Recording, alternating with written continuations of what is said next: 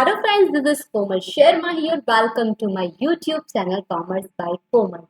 जैसे कि आप सब जानते हैं मैंने जीसेट के 2024 का पेपर 1, 2025 का पेपर 1 दोनों करवा चुकी हूँ।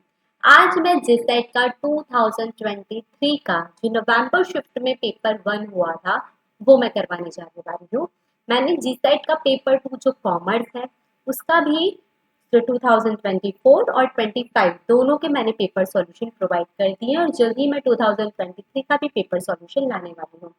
तो बने रहिए मेरी चैनल के साथ। और कैसी चल रही है आप सबकी प्रिपरेशन? होप आप सबकी प्रिपरेशन बहुत अच्छे पेज में चल रही होगी और आप अभी तक पेपर सॉल्यूशन की तरफ नहीं पहुंचे होंगे, लेकिन आप अगर पेपर सॉल्यूशन कर रहे हैं तो उससे आपको बेटर आइडिया लगता है कि आप कहाँ स्टैंड कर रहे हैं, आपके कंसेप्ट क्लियर हो जाता है। लेकिन जब तक आप उस कंसेप्ट को अप्लाई नहीं करोगे तब तक आपको कुछ बेटर आइडिया नहीं मिलेगा। तो आज मैं अगेन 2023 का पेपर 1 का पूरा सॉल्यूशन लेके आने वाली हूँ और उसकी जो पीडीएफ फाइल है वो मैं अपने टेलीग्राम चैनल पर प्रोवाइड कर दूंगी, तो आप उसे भी लाइक शेयर सब्सक्राइब जरूर करिएगा। ठीक है, तो let's begin with question number 1। Proxemics, kinesics, haptics, ये तीन चीज दे रखी है, उनको मैच एक्स को वाई से आपको मैच करना है। अब आप समझिए, ये मैं थर्ड पेपर करवा रही हूँ और तीनों पेपर में ये क्वेश्चन आपका रिपीट हुआ है। आपको कुछ चीजें हमेशा याद रखनी पड़ेगी, कम्युनिकेशन में ये चीज बार बार आ रही है, तो इस टॉपिक को आपको अच्छे से लर्न करना पड़ेगा। प्रॉक्सिमिक्स, जब भी आप दो पर्सन्स के बीच में स्पेस कितनी है उसको यूज करके कम्युनिकेशन कर रहे हैं तो वो प्रॉक्सिमिक्स में आएगा। तो जहां पर भी आपको प्रॉक्सिमिक्स दिखे वहां आप स्पेस लगा दीजिएगा। ठीक है, प्रॉक्सिमिक्स स्पेस में आएगा। काइनेसिक्स, जब आप आपकी बॉडी लैंग्वेज, आपके हाव भाव, जो बॉडी का बॉडी की जो आप हाव भाव से जो आप कम्युनिकेशन करते हैं उसे काइनेसिक्स में इंक्लूड किया जाता है। ठीक है, तो body language is comes to kinesics. Haptics, दो लोगों के बीच में किस तरह से टच यूज हो रहा है और उस हिसाब से जो कम्युनिकेशन होता है वो हैप्टिक्स में आता है। तो जब भी आपको कहीं टच दिखे तो आप हैप्टिक्स लगा दीजिएगा। ठीक है, इस तरह से आपका क्वेश्चन बनेगा। ऑप्शन नंबर ए का सी, 2 का बी और 3 का ए। इस तरह से आपका ऑप्शन नंबर ए करेक्ट बनेगा। आपको ट्रिक याद रहेगी, प्रॉक्सिमिक्स में स्पेस, काइनेसिक्स में बॉडी लैंग्वेज और हैप्टिक्स में आप टच लगा दीजिएगा। पैरा लैंग्वेज होगा तो अब पिच आपके जो टोन है वॉइस का पिच है ये सब पैरा लैंग्वेज में आ जाएगा। क्रोनेमिक्स अगर कहीं टाइम के हिसाब से यूज कर रहे हैं हम कम्युनिकेशन का तो क्रोनेमिक्स आएगा। तो ये बेसिक्स 5 या 6 चीजें आपको बार बार रिपीट हो रही है। लास्ट 2024 में भी ये क्वेश्चन बना था, 25 में भी बना था, 23 में भी ये बन रहा है। ठीक है, तो इस टॉपिक को आप अच्छे से करिएगा। Now move to question number 2। देखिए अगेन यूज ऑफ स्पेस, आगे ही हमने पढ़ा था यूज ऑफ स्पेस क्या होता है। यूज ऑफ स्पेस यानी प्रॉक्सिमिक्स, कहीं भी आपको स्पेस दिखे तो आप प्रॉक्सिमिक्स लगाकर आएंगे। क्रोनेमिक्स अभी मैंने आपको आगे बताया था, कहीं भी अगर आपको टाइम दिखे तब आप क्रोनेमिक्स लगा के आइएगा। पैरा लैंग्वेज कब यूज होती है, जब आपको पिच, बॉडी लैंग्वेज ऐसा कुछ भी अगर पूछा है तब आप पैरा लैंग्वेज लगाकर आएंगे। हैप्टिक्स, अगेन हैप्टिक्स, अगर आपको कहीं टच पूछे तो आप हैप्टिक्स लगाकर आइएगा। ठीक है, तो इस तरह से आपको थोड़े से कीवर्ड्स अगर आप याद रखेंगे तो आप इन क्वेश्चंस के 2 मार्क्स अपने जो एग्जाम में है वो पक्के कर लेंगे। Now move to question number 3। The connotative meaning of a word is. 2 words होते हैं, ध्यान से समझिएगा, एक कॉनोटेटिव और एक डिनोटेटिव। समझिए, एक होता है डिनोटेटिव और एक होता है connotative. Denotative, D for denotative और डी फॉर डिक्शनरी। तो जब भी आपको पूछे कि कोई वर्ड है उसका डिक्शनरी मीनिंग क्या है, स्पेसिफाइड मीनिंग क्या है, तो वो होता है डिनोटेटिव। लेकिन कॉनोटेटिव, जब हम अपने ही मतलब से कुछ उस वर्ड का अर्थ निकालते हैं तो वो कॉनोटेटिव होता है। अब मैं आपको एक एग्जांपल देती हूँ, उससे आप ये बहुत अच्छे से समझ पाएंगे। जैसे कि हम पूछ रहे हैं हाउस, तो उसका डिनोटेटिव वर्ड क्या होगा कि भाई होम, वो उसका डिनोटेटिव वर्ड है। लेकिन अगर उसका कॉनोटेटिव वर्ड अगर आप मैं जानना चाहती हूँ, मेरे खुद का वर्ड जो फीलिंग्स के हिसाब से मैं बताती हूँ वो कॉनोटेटिव वर्ड्स होते हैं। जैसे कि हाउस तो मैं बोलती हूँ sweet home, a place where we live happily. इस तरह से मैं कुछ भी ऐसा जो मेरे हिसाब से वर्ड ला रही हूँ वो होता है कॉनोटेटिव। जो मेरी फीलिंग्स, जो मेरे इमोशंस के हिसाब से मैं कुछ वर्ड्स ला रही हूँ वो कॉनोटेटिव होते हैं। लेकिन जो डिक्शनरी मीनिंग होते हैं वो डिनोटेटिव वर्ड्स होते हैं। होप आपको समझ में आ गया होगा। आप समझिए, डिक्शनरी मीनिंग्स वाले वर्ड्स होते हैं वो स्पेसिफिक वर्ड्स होते हैं, यानी जो द स्पेसिफिक गिने चुने वर्ड में आते हैं, यानी गिने चुने नंबर्स में आते हैं, उन्हें ऑब्जेक्टिव कहते हैं। जैसे कि हम कहते हैं मल्टीपल चॉइस क्वेश्चन है, ऑब्जेक्टिव टाइप आपकी एग्जाम है, तो हम क्या कहते हैं कि भाई आपको 4 ऑप्शंस दे रखे हैं, आप उसको कुछ सिलेक्ट करना है, तो उसे ऑब्जेक्टिव टाइप कहते हैं। यानी आपको गिने चुने सिर्फ 4 ही ऑप्शन दिए हुए हैं, इसलिए हम उसे ऑब्जेक्टिव बोलते हैं। लेकिन जो कॉनोटेटिव है, जिसमें आप अनगिनत आपके दिमाग से जितने फीलिंग्स है, जितने इमोशंस है, भाई किसी के घर में बहुत सारे झगड़े होते हैं तो वो कहता है कि भाई जो बहुत बोरिंग प्लेस है जहाँ पर बहुत झगड़े होते हैं ऐसा प्लेस होम होता है। तो हर एक के परसेप्शन के हिसाब से अपने हाउस का मतलब अलग अलग होता है। तो इस हिसाब से जो कॉनोटेटिव वर्ड्स होता है वो सब्जेक्टिव होता है, लेकिन जो डिनोटेटिव वर्ड होता है वो ऑब्जेक्टिव होता है। होप आपको समझ में आ गया होगा। तो इतना याद रखिए, आपको इस हिसाब से भी क्वेश्चन पूछते हैं। डिनोटेटिव है डिक्शनरी मीनिंग, एंड उसका एक और आप चीज याद रखिएगा वो है ऑब्जेक्टिव। लेकिन जो कॉनोटेटिव है वो सब्जेक्टिव होते हैं और उसके अपने पर्सन के फीलिंग के हिसाब से आते हैं, इमोशंस के हिसाब से आते हैं। अब हम ऑप्शंस की तरफ मूव करते हैं। कॉनोटेटिव मीनिंग ऑफ वर्ड, अभी मैंने बताया कॉनोटेटिव का मतलब क्या होता है, सब्जेक्टिव।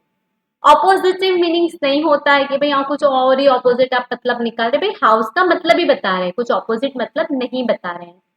डोनोटेटिव, डोनोटेटिव ऐसा कुछ नहीं होता, डिनोटेटिव होता है, that is not included in this.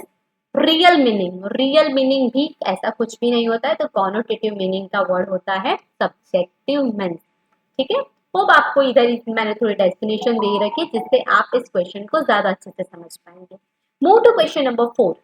In the process of communication the receiver, ध्यान से समझिएगा, ये कम्युनिकेशन की प्रोसेस का हमेशा क्वेश्चन बनता है। एनकोडर, डिकोडर, सेंडर, रिसीवर, ये 4 चीज आपको याद रखनी है। ध्यान से समझिए, जो सेंडर होता है वो ही एनकोडर होता है। ये दोनों सिनोनिम्स है, आप इसे अलग लेकर ना चलिए। और जो रिसीवर होता है वो ही डिकोडर होता है। ये दोनों सिनोनिम्स है।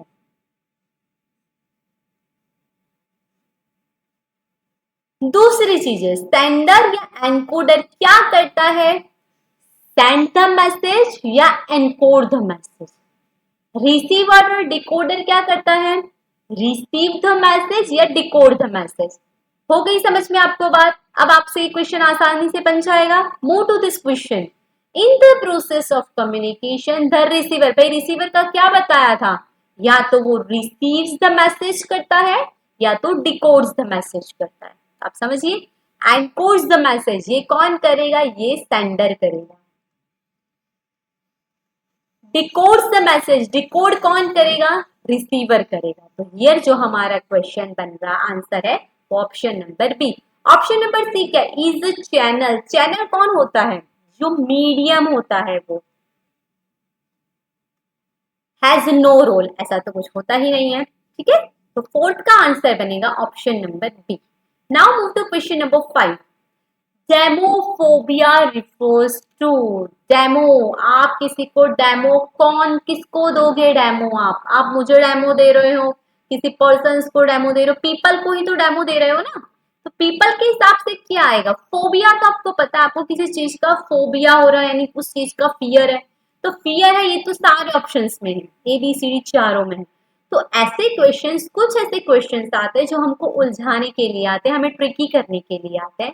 तो उन क्वेश्चन को थोड़ा स्मार्टली अगर आप अटेंड करेंगे तो आपके वो क्वेश्चंस बन जाएंगे।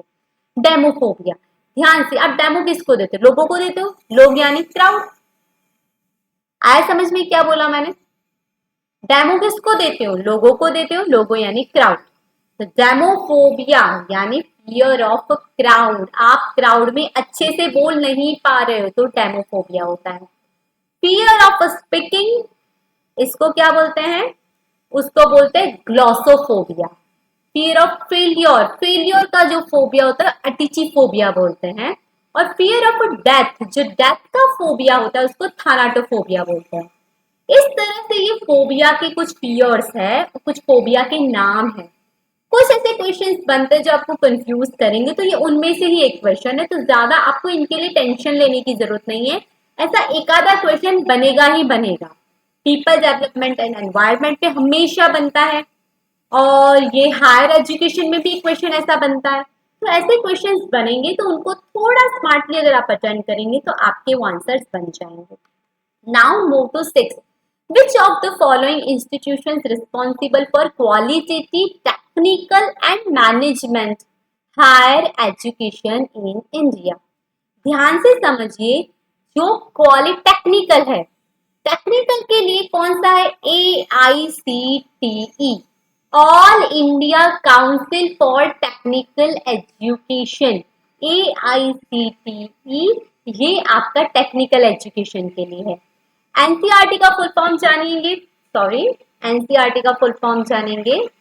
एनसीईआरटी यानी national council of education research and training, focus is on school education. जो एनसीईआरटी है वो आपके स्कूल एजुकेशन पर फोकस करती है। एआईसीटी का फुल फॉर्म आपको पता है, टी फॉर टेक्निकल, और टी से यहाँ पर आपको टेक्निकल पूछा है। NCTE national council for teacher education, teacher का अगर एजुकेशन की कोई प्रोग्राम है तो वो एनसीटीई करती है। Nipah, Nipah national institute of educational planning and administration, अगर वो एजुकेशनल पॉलिसी है, प्लानिंग है, एडमिनिस्ट्रेशन है, अगर उस पर कोई काम करता है तो वो नीपा करती है। ठीक है, move to question number 7। Net, net जो असेसमेंट के लिए साइकिल होती है वो कितने साल की होती है? 3 इयर्स, 5 इयर्स, 10 इयर्स के 7 इयर्स? ध्यान से समझिए, जो national assessment and accreditation council है वो हर 5 साल में होती है। जैसे कि किसी यूनिवर्सिटी को ए एक्रीडिटेशन मिला है, A++ मिला है, बी मिला है, B+, ऐसा आपकी यूनिवर्सिटी की टैग में होता ही है। तो वो जो असेसमेंट के हिसाब से जो उसको टैग मिलता है, जो उसको क्राइटेरिया होता है, तो हर 5 साल में वो असेसमेंट रिपीट होता है। जैसे आज अगर 2026 में किसी यूनिवर्सिटी को A+ नेक रैंक मिला है, तो अगेन 5 साल बाद वो साइकिल वापस रिपीट होगी और वापस वो असेसमेंट सारी यूनिवर्सिटी का होगा, और उसके बेस पे उसको वो असेसमेंट का रैंक मिलेगा। ओके, तो नेट का जो असेसमेंट साइकिल है वो 5 इयर्स का होता है। Move to question number 8। National education day in India is celebrated every year on, जो नेशनल एजुकेशन डे है वो 11 नवंबर को एवरी ईयर वो सेलिब्रेट किया जाता है। 2 अक्टूबर गांधी जी का बर्थ ईयर है। 5 सितंबर को तो आई डोंट नो, 14 नवंबर वो चिल्ड्रंस डे होता है। तो 11 नवंबर को आपको एजुकेशन डे होता है। क्यों ये सेलिब्रेट करा जाता है? मौलाना अबुल कलाम आजाद जो फर्स्ट एजुकेशन मिनिस्टर थे after the independence of India, तो उनकी याद में नेशनल एजुकेशन डे सेलिब्रेट किया जाता है हर साल 11 नवंबर को। ठीक है, now move to question number 9। What is the full form of ABC according to NEP 2020? ABC Academic Bank of Credit, जो आपको क्रेडिट मिलती है NEP 2020 में, वो क्रेडिट आपको हर साल या आप उस क्रेडिट को यूज कर सकते हैं अपने कोर्सेज में।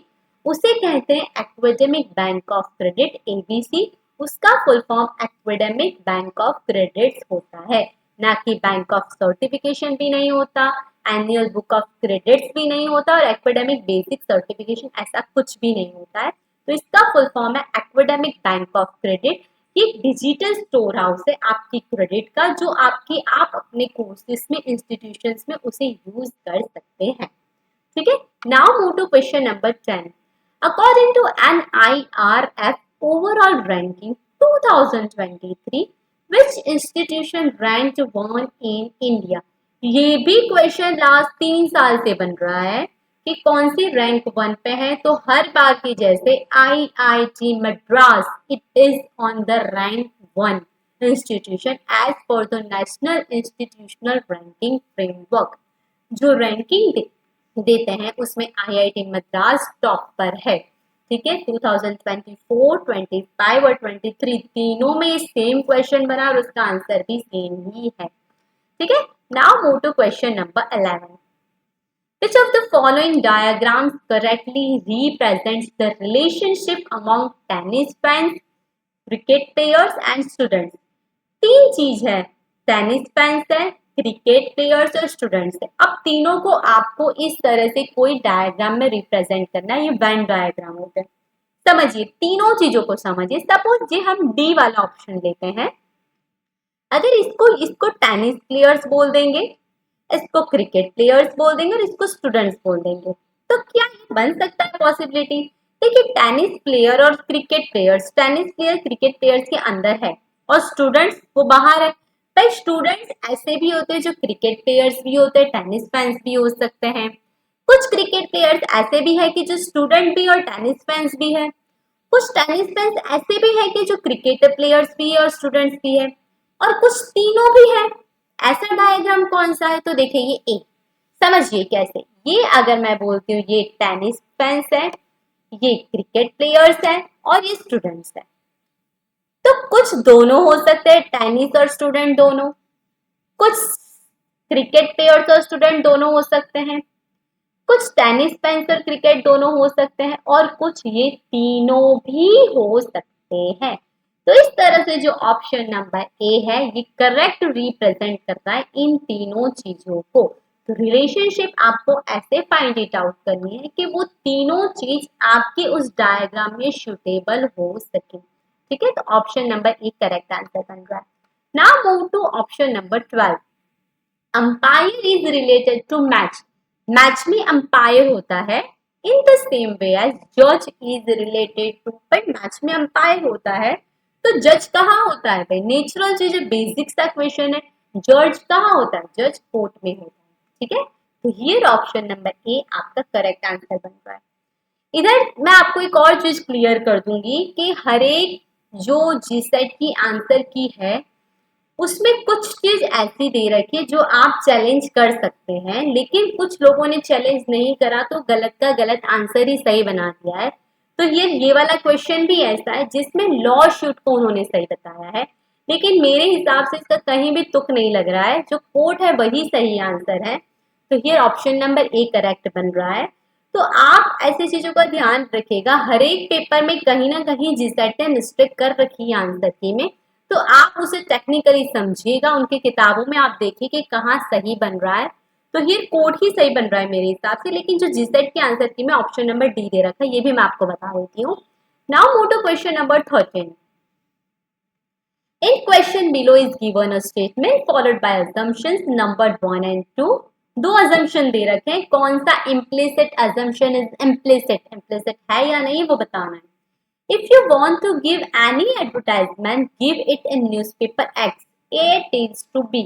A ने B को बोला है कि अगर आपको कहीं भी अगर कुछ न्यूज़पेपर में एडवर्टाइजमेंट देनी है तो आप सिर्फ और सिर्फ X न्यूज़पेपर में देना। भाई, मैं ऐसा किसी को क्यों बोलूंगी? क्योंकि उसके अजम्पशन हम लगा रहे हैं B wants to publicise his products.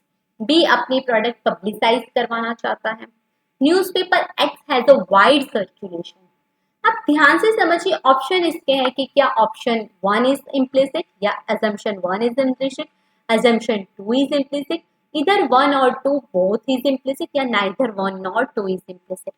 तो ध्यान से समझिए, आपको पूछा है कि क्या B wants to publicise his product. अगर बी को पब्लिसाइज करवानी है तो ही उसने पूछा होगा, ऐसा है नहीं। इधर जो ए ने है उसे फ्री बिन मांगी सलाह दे दी है कि भाई अगर आपको कहीं करवाना है पब्लिश तो आप एक्स न्यूज़पेपर में ही करवाना। तो क्या ए ने एक्चुअल में पूछा होगा कि हाँ मुझे पब्लिसाइज करवानी, ऐसा कोई इसका इंटेंशन रहा होगा?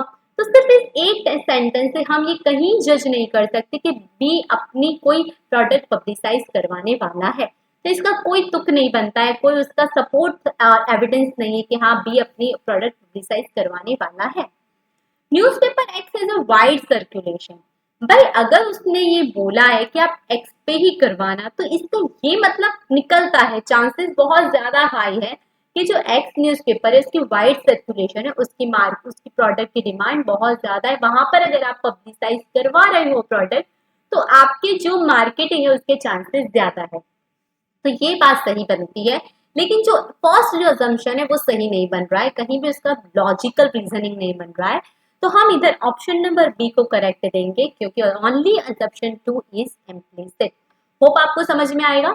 ऐसे क्वेश्चंस आप अपनी लॉजिकल रीजनिंग, ये लॉजिकल रीजनिंग के क्वेश्चन है, आप किस तरह से आपकी जो तार्किक लॉजिकल रीजनिंग में आपकी जो तार्किक एबिलिटी है उसको आप किस तरह से यूज करते हैं वो इस क्वेश्चन नंबर 13 के थ्रू आपको पता चलेगी। ठीक है, नाउ 14, सॉरी ये मेरा डायरेक्ट आंसर आ गया, 14 की स्लाइड में भूल गई। चलो हम डायरेक्ट आंसर से करते हैं। P, Q, R, S, U are the family members. P and Q are real brothers. ध्यान से समझिए, आपको फैमिली मेंबर्स का ट्री बनाना होगा। ट्री कैसे बनाएंगे कि भाई जो सबसे छोटा एक कैटेगरी में है, जैसे भाई बहन ये सारे एक कैटेगरी में होते हैं, उसे आपको नीचे लाना है। फिर उनके जो पापा है उसको आपको एक स्टेप ऊपर रखना है। फिर जो पापा के भी पापा है उनको एक स्टेप ऊपर रखना है। इस तरह से आप जो पीढ़ी वाइज आप यूं कह सकते हैं कि भाई हर एक पीढ़ी के हिसाब से आप अलग अलग एक ट्री बनाएंगे, जिसके हिसाब के आपके ये जो फैमिली मेंबर्स का जो क्वेश्चन है वो आसानी से सॉल्व हो जाएगा। देखिए मैंने ये चार्ट बनाया, इसे समझिए। P and Q R real brothers. P और क्यू दोनों भाई है, मैंने इधर उनको पी और क्यू को लगा दिया है, ये पी और ये है Q. R is sister of P. जो आर है वो पी की सिस्टर है। भाई देखिए भाई बहन सारे एक ही रो में होंगे, ठीक है, आप मैं जो भाई बहन है सब एक ही रो में, तो सिस्टर भी इसी लाइन में आएगी। आर पी की सिस्टर है तो मैंने उसे यहाँ बता दिया। S is the father of P. अब पी का फादर है, पी का फादर है तो वो एक स्टेप ऊपर जाएगा, तो फादर को एस को मैंने यहां बिठा दिया एक स्टेप ऊपर क्योंकि वो पी का फादर है। You is the father of S. भाई एस का भी फादर है यू, तो उसे अगेन एक स्टेप ऊपर ले जाइए, you is the father of S. समझ में आ रहा है किस तरह से करा है? जो भाई बहन है उनको एक कैटेगरी में लिए, उनके पापा अलग सेकेंड रो में और उनके भी पापा थर्ड रो में। इस तरह से हमारा हायरार्की का ट्री बन रहा है। What is the relationship in between P and U? ये जो P है और U है इन दोनों के बीच में क्या बन रहा है भाई? पापा के भी पापा का बेटा, क्या बना वो? ग्रैंडसन। और U क्या लगा उसका? ग्रैंडफादर। भाई दादा पोता की बात हुई है क्योंकि तीन पीढ़ी की बात हुई, पापा के पापा का बेटा, तो वो दादा और पोते की बात हुई है। तो here P and U are grandson and grandfather, तो ऑप्शन नंबर बी आपका करेक्ट बन रहा है।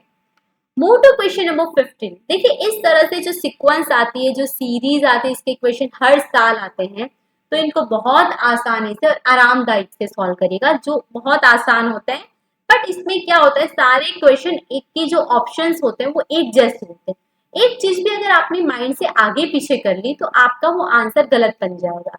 तो कोशिश करिए आप इन क्वेश्चंस को आराम से करें क्योंकि इनके 2 मार्क्स आपके एनकेश आप आसानी से कर सकते हो। 2 मार्क्स आपके रोकड़े हैं, कहीं नहीं जाएंगे। ठीक है, आपको ए दे रखा है, ई दे रखा है, फिर आई दे रखा है। अब नेक्स्ट क्या आएगा तो समझिए, मैंने इधर सॉल्व कर रखा है पहले से, तो उस हिसाब से ए ई आई, तो हर एक के बीच में +4 का डिस्टेंस है। A B C D E यानी बी सी डी, और ये फोर्थ नंबर ई आ रहा है तो 4 का गैप है। ई के बाद F, E F G H I, फिर 4 का गैप है। जे के एल एम, फिर 4 का गैप है। इस तरह से 4 के गैप के हिसाब से आपका एम आ रहा है। अब देखिए एम चारों में है, तो आप इसको सॉल्व नहीं करते तो भी चलता है क्योंकि चारों में है। तो क्या चीज नहीं है, तो बीच का देखिए 7 के बाद आपका 12 आए, तो फिर 7 में +5 करेंगे तो 12 आएगा। 12 के बाद आपका 19 आ रहा है, तो आप अगर 12 में 7 प्लस कर रहे तो 19 आ रहा है। तो देखिए पहले 5 प्लस करा, फिर 7 प्लस किया, तो अब हम कितने प्लस करेंगे 9, क्योंकि 5 प्लस 5 में 2 ऐड करेंगे तो 7 प्लस हो, तब 7 में 2 ऐड करेंगे तो 9 प्लस करेंगे। 19 प्लस 9 यानी 28 आपका आंसर बनेगा M28। देखिए अगर आपने सिर्फ बीच का भी सॉल्यूट करा है तो आपको और कोई ऑप्शंस की जरूरत नहीं पड़ेगी, आप आसानी से सिर्फ एक बीच का सॉल्यूशन करके भी आप आसानी से क्वेश्चन का आंसर लगा पाएंगे। ठीक है, लास्ट हम पी क्यू एल किस तरह से बना उसका भी सॉल्यूशन करेंगे। तो इसमें बैकवर्ड आपको जो अल्फाबेट है उसको अरेंज किया है। पहले टी है, टी में 3 माइनस कर देंगे, फिर क्यू आएगा, क्यू में 5 माइनस किया है, इनमें भी 2 के माइनस के गैप के हिसाब से लिया है, और एल में 7 माइनस करके ये आंसर आ रहा है। इस तरह से आप हमेशा सीरीज को समझिए कि क्या प्लस हो रहा है क्या माइनस हो रहा है, कौन सा लेटर कहाँ आ रहा है और उसके बाद क्या उसे काउंट किया, उसके हिसाब से आप आंसर बना पाएंगे। ठीक है, तो M28E ऑप्शन नंबर 8 आपका करेक्ट आंसर बन रहा है। Now move to question number 16। Which of the following are a web browser, जो वेब ब्राउजर है जिसके थ्रू आप ब्राउज कर रहे हैं, चीजों को सर्च कर रहे हैं, वो कौन से हैं? Microsoft Edge, Google Chrome, Mozilla Firefox, Opera, Safari. क्या ये सारे वेब ब्राउजर है या इनमें से कौन सा है कौन सा नहीं है? तो ध्यान से समझिए, ये सारे वेब ब्राउजर है जहां पर आप चीजों को ब्राउज करते हैं, जहां पर आपको ये सारे सॉफ्टवेयर इंस्टॉल करने पड़ते हैं। अब समझिए दो चीजों में आपको कंफ्यूजन होगा, एक वेब ब्राउजर और एक सर्च इंजन। दोनों चीज सेम लगती है लेकिन इन दोनों में बहुत सा गैप है। क्या है समझते हैं, मैंने इधर आपको चार्ट बना रखा है, एक वेब ब्राउजर है और एक सर्च इंजन है। अगर आप किसी चीज को एक्सेस और डिस्प्ले वेबसाइट का जहां हो रही है वो वेब ब्राउजर है, लेकिन आप कहीं कीवर्ड से जो फाइंड कर रहे हैं वो आपके सर्च इंजन के थ्रू होता है। वेब ब्राउजर आपको इंस्टॉल करवाना पड़ता है अपने डिवाइस में, लेकिन सर्च इंजन में ऐसा कोई भी इंस्टॉल करवाने की जरूरत नहीं है। सर्च इंजन वेब ब्राउजर के अंदर आप उसको रिक्वायरमेंट पूरी कर सकते हो। रिट्राइव्स एंड रेंडर्स वेब कंटेंट, जो वेब कंटेंट है उसको रिट्राइव्स करता है और वो वेब पेजेस सर्च क्वेरीज देता है। मैं आपको एकदम ध्यान से समझती हूँ, जो गूगल क्रोम है उसको आपको इंस्टॉल करना पड़ता है। ठीक है, गूगल क्रोम है, और गूगल क्रोम में अगर आप गूगल क्रोम है और आप वहां लिख रहे गूगल, तो गूगल की साइट अपने आप खोल देगा। लेकिन गूगल क्रोम में सिर्फ आप एक पूरा वो वेब ब्राउजर है वो आपको इंस्टॉल करना पड़ेगा, लेकिन गूगल, बिंग, याहू ये सर्च इंजन है, इसमें अलग से आप सर्च करेंगे और आपको इसकी वेबसाइट्स अलग अलग वेब पेजेस मिलेंगे। तो इस तरह से जो वेब ब्राउजर और सर्च इंजन में ये डिफरेंस है। तो जो ये पांचों पांच बता रखे, Microsoft Edge, Google Chrome, Mozilla Firefox, Opera, Safari, ये पांचों पांच आपके वेब ब्राउजर हैं। ठीक है, now move to question number 17। Which of the following are used in video conferencing? भाई आप एक दोनों से बात कर रहे हैं वीडियो कॉन्फ्रेंसिंग, मैं यहाँ पर बोल रही हूँ, आप वहां पर, मुझे आपका भी फेस मुझे यहाँ पर दिख रहा है, ये दोनों चीज वीडियो कॉन्फ्रेंसिंग है, जो आप बहुत अच्छे से अभी अवेयर हो। वो कौन से इसमें टूल्स है? Google Meet, but obviously Google Meet video conferencing का है। Microsoft Team, it is also video conferencing tool. Cisco Webex, it is also video conferencing tool. टाइपी पे भी आप वीडियो कॉन्फ्रेंस कर सकते हो। Zoom meeting, it is famous video conferencing app. तो ये सारी एप्स जो यूज होती है वीडियो कॉन्फ्रेंसिंग में है। आप अब देखिए एग्जाम वाले आपको कुछ कंफ्यूज करने की जरूरत करेंगे कि जैसे सिस्को वेबएक्स आपने कहीं नाम नहीं सुना है, कम सुना है, इतना ही फेमस नहीं है, पर इसका कतई मतलब ये नहीं है कि ये वीडियो कॉन्फ्रेंसिंग ऐप नहीं है। तो हियर 1 2 3 4 या 5 यानी ऑप्शन नंबर डी आपका करेक्ट आंसर बन रहा है, यानी ये पांचों के पांचों वीडियो कॉन्फ्रेंसिंग एप्लीकेशंस है। 18 the first page of a website is called, जो वेबसाइट का जो पहला पेज होता है, जो फ्रंट पेज होता है, उसको हम क्या बोलते हैं भाई, कंप्यूटर की लैंग्वेज में भाई मेन पेज भी बोलते हैं, home page, front page, open page, हम समझते हैं सब कुछ बोलते हैं, लेकिन ऐसा नहीं है। कंप्यूटर की लैंग्वेज में जो फर्स्ट पेज होता है उसको होम पेज बोला जाता है। ऑप्शन नंबर बी आपका करेक्ट आंसर है। 19 स्वयं stands for the study webs of active learning for young aspiring minds। स्वयं का फुल फॉर्म क्या है जो आपको हमेशा याद रखना है, क्योंकि स्वयं पे क्वेश्चंस बनते ही बनते हैं। तो स्वयं का जो फुल फॉर्म है study webs of active learning for young aspiring minds है। जी हाँ, ये एकदम सही है, तो स्टेटमेंट 1 एकदम करेक्ट है। All MOOCs on the Swayam portal are credit based MOOCs। देखिए आगे आपको पूछा है कि जो ABC academic bank of credit है, जो क्रेडिट ट्रांसफर्स होती है, वो क्या सारे के सारे जो MOOCs के जो स्वयं पोर्टल है वो सबकी क्रेडिट बेस्ड MOOCs होते हैं, प्रोग्राम्स होते हैं? भाई ऐसा नहीं होता है। कुछ क्रेडिट बेस्ड है, कुछ क्रेडिट बेस्ड नहीं है। कुछ की क्रेडिट आपको यूनिवर्सिटी देती है कि भाई हाँ अगर आपने ये कोर्स करा है तो इसकी 5 क्रेडिट आपको मिलेगी, लेकिन ऐसे सारे ही कोर्सेज नहीं है। ऐसे तो भाई सब कोई सभी कोर्सेज कर लेंगे और यूनिवर्सिटी के सब एकदम टॉप क्रेडिट्स में आ जाएंगे, लेकिन ऐसा नहीं होता है। कुछ क्रेडिट बेस्ड होते हैं, कुछ यूनिवर्सिटीज उस क्रेडिट को अप्रूव करती है, कुछ नहीं करती। तो यूनिवर्सिटी यूनिवर्सिटी के हिसाब से अलग अलग क्राइटेरिया रहता है। तो जो ऑल है ये आपको कंफ्यूज कर रहा है कि जो सारे के सारे MOOCs के प्लेटफॉर्म पोर्टल है वो क्रेडिट बेस्ड है, ऐसा नहीं है। कुछ है, कुछ नहीं है। तो ऑप्शन नंबर ए आपका करेक्ट है, लेकिन जो स्टेटमेंट 2 है इट इज अ फॉल्स। तो ऑप्शन नंबर बी आपका करेक्ट आंसर बन रहा है। Now oh sorry sorry sorry, option number C, एक सेकेंड मैं आपको बोल रही हूँ कुछ और, ऑप्शन नंबर सी आपका करेक्ट बन रहा है। Now move to question number 20। दो स्टेटमेंट दे रखे असर्शन एंड रीजन, आपको बताना है कि असर्शन रीजन के हिसाब से सेट है या नहीं है। Router is considered as both input and output devices. जो राउटर होता है वो इनपुट और आउटपुट दोनों डिवाइस है। Router can send data and receive data at the same time. Router can send data and receive the data same time, is it possible? तो ये आपको पूछा है। तो what is the router, first आपको ये समझना है। तो आप समझिए राउटर से आप बहुत ज्यादा फैमिलियर है, तो मैं आपको पिक्चर लाई हूँ, दिस इज द राउटर। आज का हर एक घर में आपको मिलेगा, तो जियो फाइबर का राउटर है या आपको एयरटेल, किसी का भी राउटर आपके घर में मिल जाएगा। तो what is the router? Router is a input as well as output device. Yes, it is input as well as output device. How?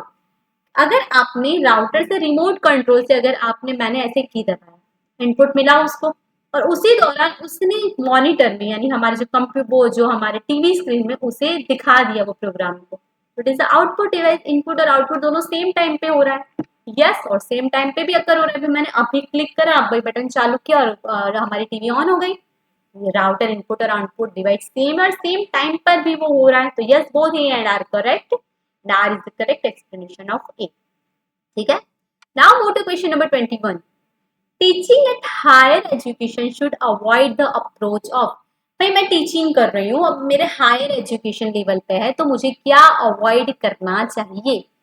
Covering every bit of content step by step in the class. भाई क्या मैं जो सारी जो step by step जो सारी चीजें हैं वो सारी चीजें मैं क्लास में कवर करूंगी? Guided learning and self learning. भाई मैं लर्निंग को गाइड करूंगी और कोशिश करूंगी कि बच्चे सेल्फ लर्निंग पे ज्यादा फोकस करें। They are doing their work by own thinking and own analytical ability. Motivating learner, I will motivate the learner. Use of self-learning and lectures on difficult content. If there is some difficult content will there, so I will also help them to do self-learning. Combination of the self-learning with digital platform-based teaching. मैं self learning और digital platform based teaching means we will do hybrid classes means online and offline both we will provide them. तो क्या आएगा higher education में क्या avoid करना चाहिए? Which thing should be avoided? तो covering every bit of content step in the class. छोटी छोटी बातें भी मैं आपको समझाऊं, ये चीज अवॉइड करनी चाहिए। सेल्फ लर्निंग तीनों में देखिए, इधर भी है, इधर भी है, इधर भी है। तो ये सारी चीजें सेल्फ लर्निंग हायर एजुकेशन में अवेलेबल होती है, लेकिन जो छोटी से छोटी बात हम समझाओ ये चीज छोटे बच्चों को आप कर सकते हैं, लेकिन हायर एजुकेशन में आप ये अवॉइड कर सकते हो, करना ही चाहिए। Now move to question number 22. In discussion method of teaching, which type of questions have limited role? If you are discussing something, तो कौन से ऐसे क्वेश्चन है जो बहुत कम उनका रोल होता है, वो कम आते हैं? हायर ऑर्डर क्वेश्चंस, डिस्कशन में हायर ऑर्डर क्वेश्चंस आ सकते हैं एकदम एक्स्ट्रा लेवल के एनालिटिकल एबिलिटी वाले. हाइपोथेटिकल इश्यू रिलेटेड क्वेश्चंस, यानी जो एनालिटिकल क्रिटिकल एनालिसिस होता है उसके इश्यूज हो सकते हैं. Yes no type of questions, yes और नो टाइप के क्वेश्चंस हो सकते हैं क्या? Critical awareness related questions. भाई ध्यान से समझिए, जब भी आप किसी चीज को डिस्कस कर रहे हैं तो आप डिस्कस में ऐसे कहेंगे भाई जैसे कि इंडिया का कैपिटल गांधीनगर है, सॉरी इंडिया का कैपिटल दिल्ली है, गुजरात का कैपिटल गांधीनगर है, यस नो, इस तरह के क्वेश्चंस पूछेंगे. जी नहीं, आप पूछेंगे हायर ऑर्डर के क्रिटिकल एनालिसिस वाले, एनालिटिकल एबिलिटी वाले. लेकिन यस नो टाइप के क्वेश्चंस आप बहुत कम पूछेंगे, ज्यादा से ज्यादा सिर्फ जरूरत हो तभी आप पूछेंगे. तो ऑप्शन नंबर बी आपका करेक्ट आंसर है कि इन सारे क्वेश्चंस को हम लिमिटेड रोल होता है, ज्यादा नहीं आते हैं. Now 23, which of the following set belongs to teaching? Teaching में कौन से ऐसे स्टेप्स होते हैं जो बिलोंग करते हैं? इंस्ट्रक्शन, मैम आपको इंस्ट्रक्शन प्रोवाइड करती है. भाई टीचिंग में इंस्ट्रक्शन तो मिलेगी आपको, भाई ओपन द बुक, आप आज ये वाला लेसन लर्न करके आइएगा, आप आज ये करिए, सारे टीचिंग के तो इंस्ट्रक्शन तो होगी. साइंटिफिक इंक्वायरी, आपको अगर कुछ ऐसा सॉल्यूशन मिल रहा है या रियल लाइफ सॉल्यूशन प्रोवाइड कर रहे हैं तो उसकी इंक्वायरी यानी उसके बारे में जो संशोधन करना होता है, ये होता है. यस, टीचिंग में ये भी होता है. केस स्टडी, कोई आपको एक लाइव एग्जांपल दे दिया और उसके बारे में आप स्टडी करिए, जैसे कि मैंने आपको दे दिया जो भोपाल गैस का जो हुआ था जो इश्यू, उसके बारे में आप केस स्टडी करिए. यस, हो सकता है, टीचिंग में क्यों नहीं हो सकता है. ब्रेनस्टॉर्मिंग, आप ब्रेनस्टॉर्म, आपकी ideas more and more idea आप आपके दिमाग में लाइए, आप ब्रेनस्टॉर्म करिए, ये भी हो सकता है. यस, ये भी हो सकता है. तो ऑप्शन नंबर ए ही करेक्ट बन रहा है. फिर भी हम बी सी डी को देखते हैं. प्रीचिंग, प्रीचिंग क्या होता है? जब आप रिलीजियस कुछ आर्ग्यूमेंट्स करते हैं तो वो टीचिंग में होनी चाहिए. भाई आप जाति धर्म पे अगर कुछ बोलोगे तो बट ऑब्वियस है आप पे उंगलियां उठेगी, ये सब चीजें अवॉइड करनी चाहिए. केस स्टडी होता है, ब्रेनस्टॉर्मिंग भी होता है, लेकिन इंडॉक्ट्रिनेशन होता है. इंडॉक्ट्रिनेशन का मतलब आप आपकी चीजों को थोप रहे हो स्टूडेंट्स पे. जैसे कि मैंने बोला कि भाई इस जो टॉपिक है इसका जो मतलब यही होता है, पर स्टूडेंट को कुछ और चीज का मतलब समझाना है, तो क्या मैं ऐसा कहती हूँ नहीं यही सही है, आप जो बोल रहे हो सब कुछ गलत है, वो कैसे भी करके सही होगा ही नहीं, ऑल्दो आई वाज रॉन्ग. तो ऐसा नहीं होता, इंडॉक्ट्रिनेशन टीचिंग में नहीं होना चाहिए, तो ये नहीं बन सकता. ब्रेनस्टॉर्मिंग होता है, प्रीचिंग अगेन प्रीचिंग नहीं होता. सर्मन्स, अगेन सर्मन्स भी, यानी जो रिलीजियस बातों पे अगर आप कुछ फोकस करें, it is on coming sermons, तो ये भी नहीं होना चाहिए. इंडॉक्ट्रिनेशन भी नहीं, इंस्ट्रक्शन होता है, इंडॉक्ट्रिनेशन डी भी नहीं आएगा. तो इनमें कुछ कुछ ऐसी बातें जो नहीं आती है, तो ऑप्शन नंबर ए का करेक्ट बन रहा है. इधर मैंने हर एक चीज को छोटी छोटी लाइंस में डेफिनेशन कर रखा है, यानी आपको जब रिवाइज करना है तो वो चीज आपको हेल्पफुल रहेगी. Now 24. Which of the following set of variables of learner largely influence the learning outcomes? जो learning के outcome है, तो जो learner है वो किस हिसाब से ज्यादा इन्फ्लुएंस होता है, मोटिवेट होता है. तो ऐसे कौन से वेरिएबल्स है जो सबसे ज्यादा मोटिवेशन प्रोवाइड करते हैं लर्नर के जो वेरिएबल्स हैं? तो समझिए, मोटिवेशन, कॉम्प्रिहेंशन, जेंडर, कॉग्निशन.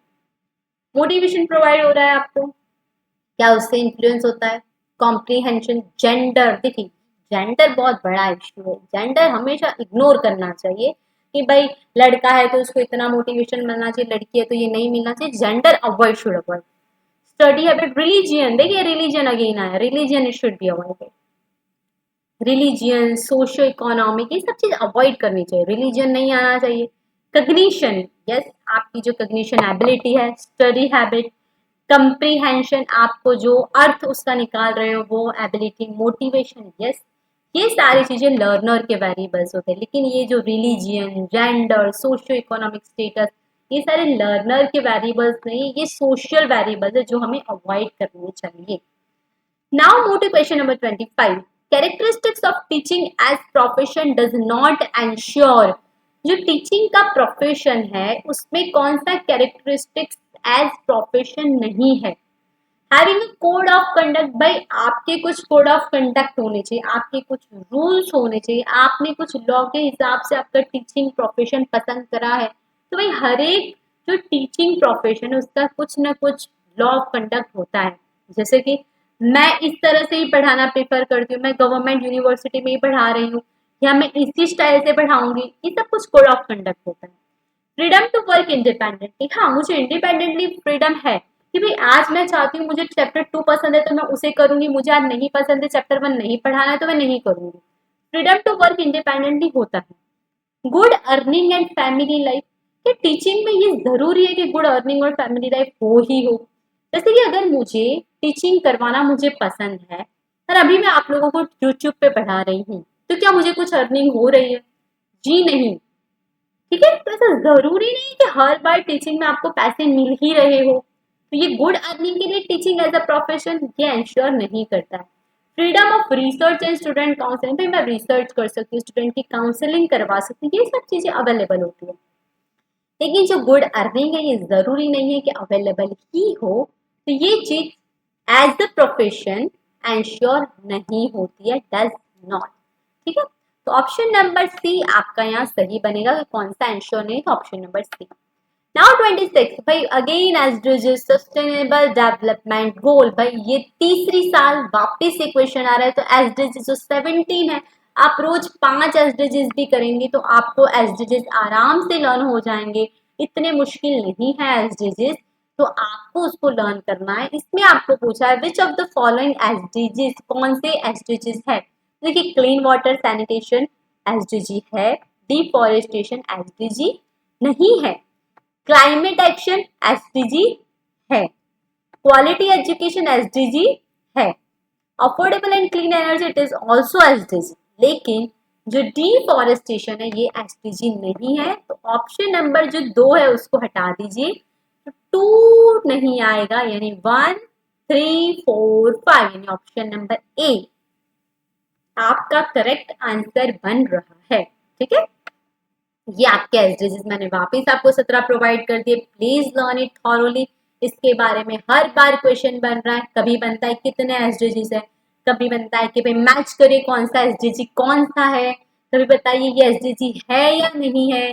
तो सस्टेनेबल डेवलपमेंट गोल्स आते ही आते हैं, तो प्लीज इसे थॉरोली लर्न करिए, आपके 2 मार्क्स आपको एकदम ब्लैंकली मिल जाएंगे। ठीक है, नाउ 27 G20 प्रेसिडेंसी है और उसकी नेशन कहाँ वो ऑर्गेनाइज हुई थी वो बताना है। तो 2022 में G20 समिट कहाँ हुई थी? 23, 24, 25। तो समझिए आपकी जो G20 समिट है 2022 में इंडोनेशिया में हुई थी, 23 में 22 में इंडोनेशिया में, 23 में इट इज इन इंडिया, 24 में इट इज इन ब्राजील, 25 में it is in south Africa.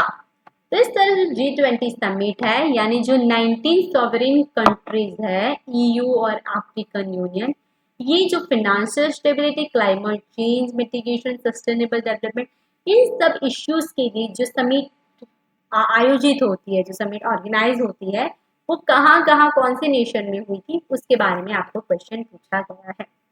Now 28. Recently in February 2023, a large lithium mineral reserve was found in which state? Lithium आपको याद हो तो लिथियम बैटरीज में use होता है, तो वो कहाँ फाउंड हुआ था? तो it is found in Jammu and Kashmir in 2023। देखिए अगेन मैं आपको बताती हूँ कुछ क्वेश्चंस ऐसे बनेंगे ही बनेंगे 50 में से जो आपको कंफ्यूज करेंगे, तो प्लीज उनसे थोड़ा दूर रहिए, उन पे ज्यादा लोड ना लीजिए, पर जो आ रहे हैं, जो बार बार टॉपिक आ रहे हैं, उन पे फोकस करके आप आपके मार्क्स आराम से बढ़ा सकते हैं। ठीक है, now 29. Which of the following cyclone has affected the east coast of India in last few years? देखिए भाई एक ईस्ट कोस्ट है और एक वेस्ट कोस्ट है, दो है। वेस्ट कोस्ट में हम गुजरात में रहते हैं तो हमको पता है जो बिपर्ज और टाउते हैं वो वेस्ट कोस्ट में आया ही आया था।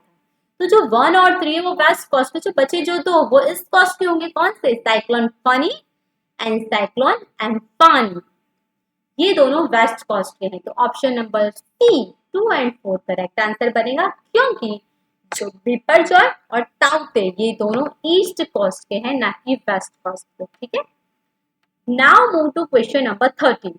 Air quality index, sorry assertion और रीजन दो है। Oil quality index AQI of city X is 257 while that of city Y is 65 in the month of August 2023। ये आपको एक सेंटेंस दे रखा है, असर्शन दे रखा है कि एक AQI दे रखा है air quality index city X का और सिटी वाई का, कंपेयर कर लो। City X is more air polluted than city Y, but reason उसमें दे रखा है कि जो सिटी एक्स है वो ज्यादा पॉल्यूटेड है सिटी वाई से। तो भाई आप जानते भाई AQI अभी बहुत फेमस हो रहा है, दिल्ली का AQI इतना है, तो उसका सबसे ज्यादा है, ये सब चीजें आप न्यूज में कहीं ना कहीं पढ़ते ही होंगे। तो जिसका AQI सबसे ज्यादा है उसमें पॉल्यूशन सबसे ज्यादा, ये प्रूफ हो चुका है। तो yes, both A and R true and R is the correct explanation of A, ये एकदम सही बात है। अब देखिए AQI मैंने बता रखा है, जो 0 से 50 अगर AQI है आपका तो वो गुड कैटेगरी में आता है, यानी आपको क्लीन एयर मिल रही है वहां। लेकिन 51 टू 100 जो AQI है वो सेटिस्फैक्टरी है, एक्सेप्टेबल है। लेकिन जो 101 से 200 है यानी मॉडरेट है। इस तरह से जो 401 से 500 है वो बहुत सेवियर है, यानी एक्सट्रीमली पॉल्यूटेड होती है। इस तरह से जैसे AQI इंडेक्स बढ़ रहा है वैसे वैसे पॉल्यूशन ज्यादा से ज्यादा हो रहा है और जो एयर की क्वालिटी है वो डिग्रेड होती जाती है, ठीक है। नाउ तो इधर आपका जो क्वेश्चन का 30 का option number A correct answer बन रहा है कि both A and R are true and R is the correct explanation of A.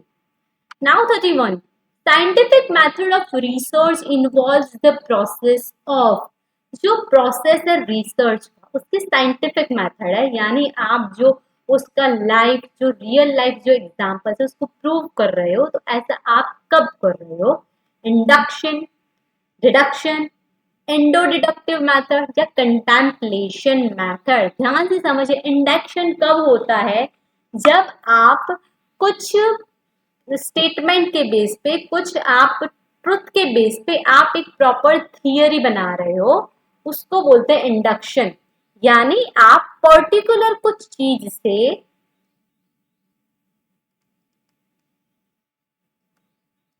General की तरफ आ रहे हो तो वो इंडक्शन होता है। डिडक्शन, डिडक्शन इससे ऊंधा होता है, जब आप जनरल से पर्टिकुलर पे आ रहे हो, जनरल से पर्टिकुलर की तरफ, तब वो डिडक्शन होता है। इंडो डिडक्टिव मेथड पे साइंटिफिक में आप पर्टिकुलर से जनरल पे भी आएंगे, जनरल से पर्टिकुलर चीजों पर भी आएंगे। यानी आप अगर थियोरी से आप कुछ एक फॉर्मूला से थियोरी तक भी जाओगे, थियोरी से फॉर्मूला भी सर्च करोगे, ऐसा दोनों चीज हो सकती है। तो इंडो डिडक्टिव मेथड इधर करेक्ट आंसर बन रहा है, क्योंकि ऐसी दोनों चीजें इंडक्शन डिडक्शन दोनों को कंबाइन करके साइंटिफिक मेथड में जो रिसर्च की प्रोसेस की जाती है। कंटेम्पलेशन का मतलब होता है जो action of looking thoughtfully at something for a long time. मैं किसी एक चीज को लॉन्ग टाइम के लिए अगर किसी चीज को देख रही हूँ तो वो कंटेम्पलेशन में आती है। तो yes, it is also correct answer, it is not correct answer. जो इंडो डिडक्टिव मैथड है, जो साइंटिफिक मैथड का जो रिसर्च का इन्वॉल्व प्रोसेस, वो इंडो डिडक्टिव मैथड से होता है। दोनों मैथड जरूरी है, इंडक्शन डिडक्शन दोनों यूज होती है, ठीक है। Now 32, snowball sampling method. जो स्नोबॉल सैंपलिंग है मेथड है वो क्या है, वो किसके लिए यूज होती है? ध्यान से समझिए, एक होती है प्रोबेबिलिटी सैंपलिंग और एक होती है नॉन प्रोबेबिलिटी सैंपलिंग। तो जो स्नोबॉल सैंपलिंग है वो नॉन प्रोबेबिलिटी सैंपलिंग है। Is most preferred technique during survey method. क्या आप जब सर्वे कर रहे हो किसी चीज का, आप भाई क्वेश्चनियर भरवा रहे हो, तब स्नोबॉल सैंपलिंग जरूरी है। Provide representative sample for experimental study. जो एक्सपेरिमेंट कर रहे हैं उसमें जो रिप्रेजेंटेटिव है, जो टॉप के जो सैंपल्स होते हैं उसको प्रोवाइड कर रहा है। Is suitable to identify sample from unknown population. अगर पॉपुलेशन आप ज्यादा पहचानते नहीं हो तब यूजफुल होती है। Use rolling ball machine to get random sample. भाई रोलिंग बॉल मशीन यानी आप इसके बाद ये, इसके बाद ये, इस तरह से रोलिंग बॉल मशीन है वो सैंपल गेट करने के लिए आता है। तो इधर का करेक्ट आंसर बनता है suitable to identify sample from unknown population. आप पॉपुलेशन को जानते नहीं हो तब आपको स्नोबॉल सैंपलिंग यूज होती है। क्या होती है स्नोबॉल सैंपलिंग? जब आप किसी चीज को रिफर कर रहे हो, जैसे मुझे ये प्रोडक्ट अच्छी लगी, मैंने आपको बोला, आप नहीं खरीदी तो उसने आपने किसी और को बोला, इस तरह से हम रिफर कर रहे हैं एक दूसरे को। तो हम जो रिफरल जो होता है उसकी वजह से जो सैंपलिंग क्रिएट करते हैं वो स्नोबॉल सैंपलिंग होती है। लेकिन जो सर्वे मेथड होता है, जो एक्सपेरिमेंटल स्टडी होती है, इन सब में जो प्रोबेबिलिटी मेथड से यूज होता है, नॉन प्रोबेबिलिटी मेथड से यूज नहीं लिया जाता है सैंपल्स, ठीक है। Now 33, which of the following is the correct statement of historical research? historical यानी जो आप पास्ट का जो डेटा है उसको यूज कर रहे हो, तो वो हिस्टोरिकल डेटा है। कौन सा करेक्ट स्टेटमेंट है? It is not a scientific inquiry. भाई हिस्ट्री में कुछ चीज हुई है, उस रिसर्च से हम कुछ काम कर रहे हैं, तो वो क्या साइंटिफिक इंक्वायरी नहीं होगी? जी हाँ, वो साइंटिफिक इंक्वायरी है भाई। The extrinsic data validation is assumptive। जो डेटा वैलिडेशन है वो आप एक सिर्फ assumption के थ्रू होता है। भाई पास्ट में कुछ आपके रिकॉर्ड्स होंगे, कुछ प्रूफ हो रहा है, उसके बेस पे आप कुछ रिसर्च कर रहे हो, तो उसका वैलिडेशन तो है ही ना। ऐसा तो नहीं कि वो assumptions के थ्रू हो रहा है, जी नहीं। The findings are subjective to great extent। ये हो सकता है, क्यों सब्जेक्टिव? पास्ट में अगर कुछ हो रखा है तो हर एक के जो मेथड से, हर एक के जो कंटेंट से उसका सब्जेक्टिव एक्सटेंट है कि भाई आपने अगर कुछ पास्ट डेटा से कुछ सर्च किया तो आपका पर्सपेक्टिव अलग होगा, मैंने किया तो मेरा पर्सपेक्टिव कुछ अलग होगा। तो हर एक के जो सब्जेक्टिव एस्पेक्ट वो अलग अलग होते हैं, तो उसका जो सब्जेक्टिव वैरायटीज है वो बहुत ज्यादा है। Yes it is true. Review past with no contribution to future. अगर हम पास्ट में कुछ डेटा यूज कर रहे हैं तो हम फ्यूचर में कंट्रीब्यूशन नहीं करेंगे। भाई क्यों नहीं करेंगे?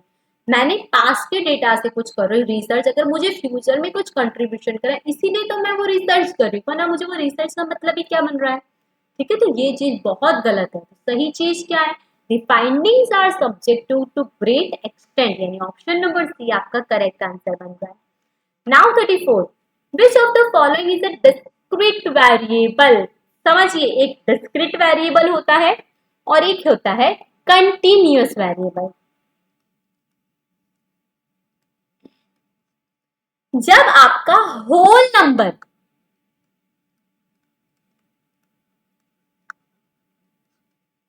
तो आपका आंसर होल नंबर में है तो वो डिस्क्रीट वेरिएबल, लेकिन आपका पॉइंट फ्रैक्शन समझते हैं आप, उसमें कुछ आंसर बन रहा है तो वो कंटिन्यूअस है। जैसे कि ह्यूमन आईक्यू स्कोर, भाई आईक्यू स्कोर आपका पॉइंट में हो सकता है, भाई आपका आईक्यू स्कोर 351.55 है तो यस हो सकता है। ह्यूमन हाइट, हाँ मेरी 5.5, 2.5.5, 6.5, ऐसे मेरी हाइट पॉइंट में हो सकती है, फ्रैक्शन में हो सकती है। नंबर ऑफ ह्यूमन बींग, चाहे ह्यूमन पॉइंट में हो सकता है, भाई ये 1.2 ह्यूमन बींग है, ये ह्यूमन बींग 1.5 है, इस तरह से हो सकता है। जी नहीं, तो डिस्क्रिप्ट वेरिएबल कौन से होते हैं? जो होल नंबर्स होते हैं, जो वेरिएबल्स होते हैं उसको डिस्क्रिप्ट वेरिएबल होते हैं। ह्यूमन बीट, भाई हाँ 93.5 है मेरा, या मेरा 63.5 है, तो इस तरह से पॉइंट में हो सकता है, फ्रैक्शन में हो सकता है, लेकिन जो फुल होल नंबर में होता है उसे डिस्क्रीट वेरिएबल बोलते हैं। तो हियर जो नंबर ऑफ ह्यूमन बीइंग्स है वो डिस्क्रीट वेरिएबल है। Now 35, which of the following statement is true for स्वयं प्रभा? देखिए स्वयं होता है और स्वयं प्रभा दो चीज अलग है। स्वयं आपको कोर्सेज प्रोवाइड करता है, लेकिन स्वयं प्रभा की direct to home DTH channels होती है। ठीक है, तो इतना समझिए।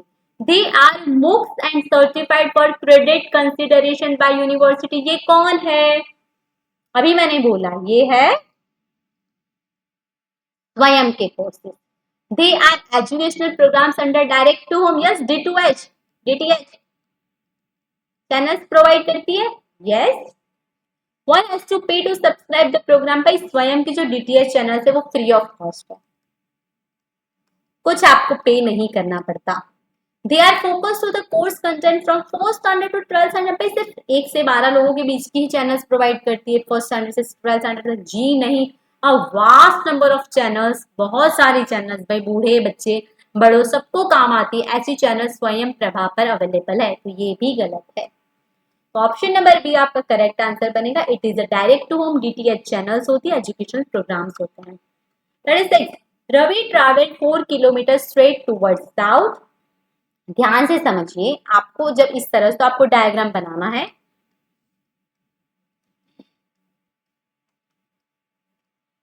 East, waste, north, south. ठीक है, Ravi travel 4 kilometre straight toward south, यहां पर है 4 किलोमीटर साउथ की तरफ वो गया। He turn left and travel 6 kilometre straight, भाई यहां से वो लेफ्ट गया है, 6 किलोमीटर स्ट्रेट गया। Then turn right and travel 4 kilometre, भाई फिर वो अगेन राइट गया, भाई इधर से वो खड़ा है तो इधर उसका राइट क्या हुआ। How far is he from the starting point, ये स्टार्टिंग पॉइंट से कितना हुआ, ये कितना हुआ, इधर 6 है तो ये भी 6 हुआ, ये 4 है तो ये यहां पर 4 है तो ये यहां पर 4 हुआ। आया समझ में, 4 + 4 ये कितना हुआ 8, और ये 6। आपको पता है कभी भी ये आपको ट्राइंगल का ये जो ये ए बी सी, ए और सी ढूंढना है तो पाइथागोरस का थ्योरम लग रहा है, A B square plus B C square is equal to A C square. A B square कितना है 8 का स्क्वायर, बी सी स्क्वायर कितना है 6 का स्क्वायर, 8 का स्क्वायर कितना है 64, 6 का स्क्वायर कितना है 36 is equal to 100 is equal to A C square. सिर्फ ए सी निकालना है तो √100 इज इक्वल टू 10। है समझ में, 10 किलोमीटर आपका करेक्ट आंसर बन रहा है। ये क्वेश्चन भी हर बार बन रहा है तो इनको ज्यादा से ज्यादा आप प्रैक्टिस करेंगे तो आप आसानी से सॉल्व कर पाएंगे। Now 37. The following diagram shows the number of students who got distinction in the subject out of 500 students. 500 बच्चे हैं, उनमें से इतने बच्चों ने ये 3 सब्जेक्ट है फिजिक्स, केमिस्ट्री और मैथमेटिक्स, इसमें डिस्टिंक्शन लाए हैं। What is the percentage of students who got distinction any in 2 subjects? कोई भी 2 सब्जेक्ट में, देखिए ये जो 12 है 2 सब्जेक्ट के हुए, केमिस्ट्री एंड फिजिक्स, ये जो 13 है केमिस्ट्री और मैथमेटिक्स के हुए, और ये फिजिक्स और मैथमेटिक्स ये 15 हुए। तो सिर्फ आपको 2 सब्जेक्ट के ही बताने हैं, तो कैसे बताएंगे, 2 सब्जेक्ट के कितने हुए 12, 15, 13, कितने हुए टोटल 40। 500 में से 40 बच्चे हैं जो 2 सब्जेक्ट में आ रहे हैं, तो ये 500 आपको क्या पूछा है, सपोज मैं आपको बताती हूँ 500 स्टूडेंट ये कितने हुए, टोटल 100% है क्योंकि हमें परसेंटेज में फाइंड करना है, तो 40 स्टूडेंट कितने हुए, ठीक है, तो 40 मल्टीप्लाई बाय 100 डिवाइड बाय 500, 0 से 0 कट हो गया, 5 8 40, तो आपका 8% आपका करेक्ट आंसर बनेगा। तो ऑप्शन नंबर बी आपका करेक्ट आंसर है। ठीक है, ये रहा 8, सॉरी मैंने ऑप्शन नंबर बी करेक्ट नहीं कर रखा है। Now 38, a car travels 25 kilometer at a speed of 25 kilometer प्रति our, next 25 kilometer at a speed of 50 kilometer प्रति our, and the next 25 kilometer at a speed of 75 kilometer प्रति hour. What is the average speed of the car? देखिए car का अगर आप time निकाले, distance upon speed, एक ही car 3 बार अलग अलग स्पीड से जा रही है तो 3 अलग अलग करें, टाइम 1, टाइम 2, टाइम 3। टाइम 1 का डिस्टेंस कितना है 25 किलोमीटर, 25। टाइम 2 का 25 किलोमीटर, 50 किलोमीटर प्रति आवर, और टाइम 3 का 25 किलोमीटर 75। ठीक है, अब इनका solution 25 25 by 1, 25 by 50 1 by 2, 25 by 75 1 by 3। आया समझ में, एवरेज निकालना है तो आप क्या करोगे, total distance divide by total time. Total distance कितना है भाई 25 25 25 यानी 75, और टोटल टाइम कितना है 1 प्लस 1/2 प्लस 1/3 सॉल्व करिए। 75, 3 2 6, 6 आप कॉमन ले लीजिए एलसीएम। 6 1 6, 3 प्लस 2, 75, 6 7 8 9 10 11 डिवाइड बाय 6, ये 6 को ऊपर ले जाइए। 75 मल्टीप्लाई बाय 6 डिवाइड बाय 11, इसका सॉल्यूशन करेंगे तो आपका कुछ 40 पॉइंट समथिंग आंसर आएगा, यानी 40.9 एंड 41 किलोमीटर प्रति आवर, ये आपका करेक्ट आंसर बन रहा है। Now 39. The quarterly sales of a particular mobile in rural and urban areas during the year 2022 is as follows. भाई जो रूरल और अर्बन एरिया में जो सेल्स है वो एज फॉलोज है। What is the percentage of sales during Q3? भाई Q3 कितना है? 40 प्लस 40 80, और हमको ड्यूरिंग द ईयर सारे के हिसाब से हमें कितना परसेंट है, तो पहले सबको प्लस करें। 30 plus 40 plus 25 plus 60 plus 40 plus 40 plus 35 plus 70, इन सबको प्लस करेंगे तो 340 बनेगा। और इस 80 के मुकाबले हमें पता है भाई 340 कितना हुआ 100, तो 80 कितना हुआ, तो इस तरह से हम क्वेश्चन सॉल्व करेंगे तो 23.52 आपका आंसर बनेगा। नाउ नंबर 40, आपको एक फॉलोइंग डेटा दे रखा है। What is the percentage observation below average? भाई आपको एवरेज निकालते आनी चाहिए। एवरेज कैसे निकालेंगे? सबको प्लस करिए, डिवाइड बाय ऑब्जर्वेशन करिए। सबको मैंने प्लस किया, देखिए मैंने इधर सॉल्यूशन प्रोवाइड कर रखा है, सबको मैंने प्लस किया। 22 26 28 18 15 30, सॉरी दैट, इन सबको मैंने प्लस करा, उसको नंबर ऑफ ऑब्जर्वेशन से डिवाइड करा तो 26.15 आया। अब हमें क्या पूछा? Below average. ध्यान से समझिए बिलो एवरेज कैसे आएगा। 26.15 से कम कौन सा है? देखिए 22, 26, 18, 15, 20, 16, 22, 24, 25,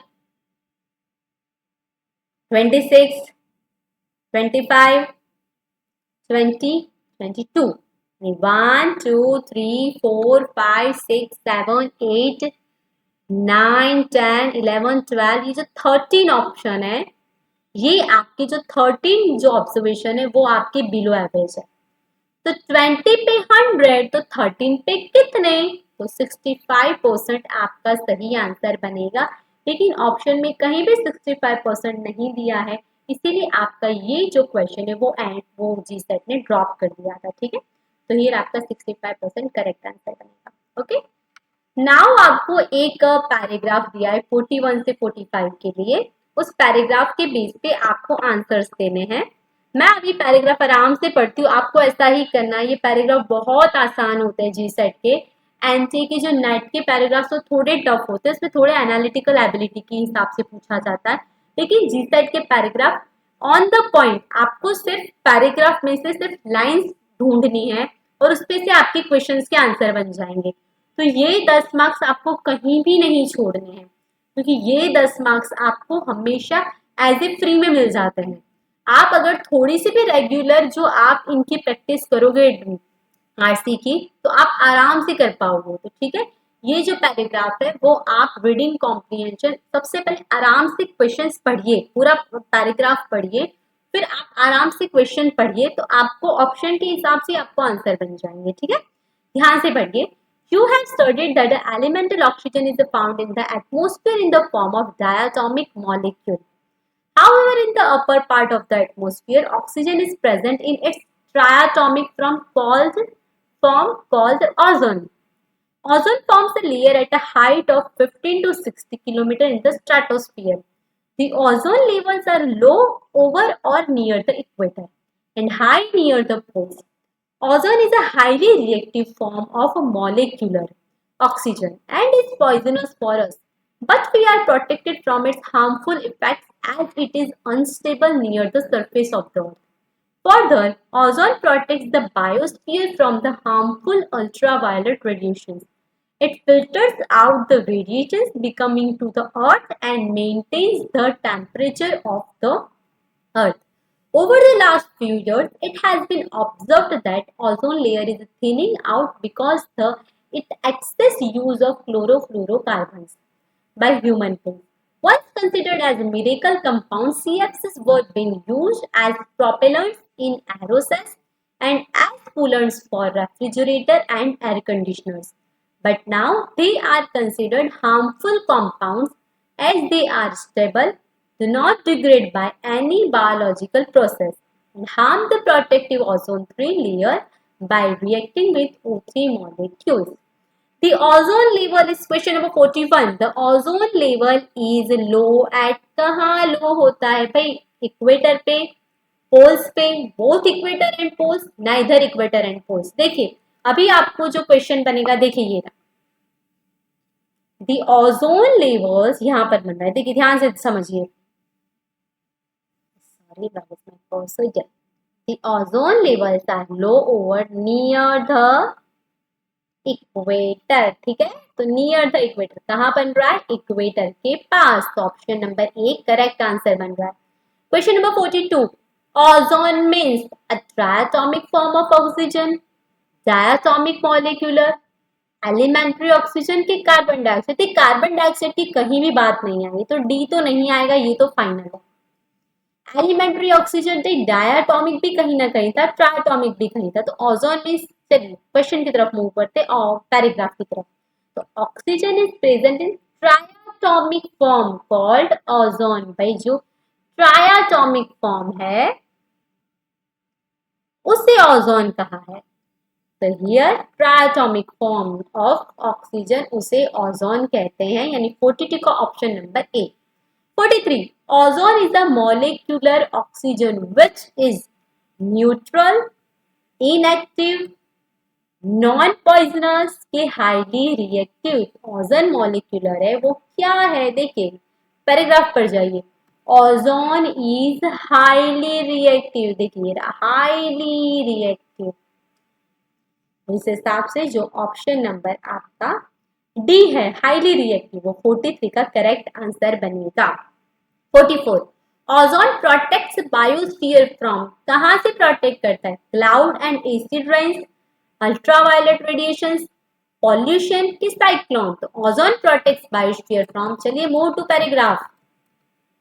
ये रहा, ozone layer protects the biosphere from the harmful ultraviolet radiation. Ultra UV radiation से प्रोटेक्ट करता है. तो कहाँ है ऑप्शन में? Option number B. 44 का option number B, ultraviolet radiation.